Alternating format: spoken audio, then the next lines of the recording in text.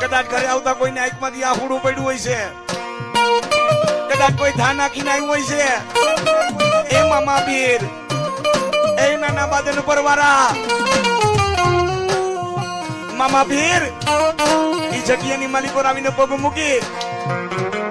પણ મામા પીર બધા કેવા એમ કહેતા કે મામા પીર નો પરચો, મામા પીર નો પરચો. પણ એ મામા પીર ઈ જગ્યાની માલિકો આવીને પગ મૂકી અને મારા ચિત્તને શાંતિ મળે ને એ તો માનું બદન પરની માલિકો મામા પીર બેઠા હતા.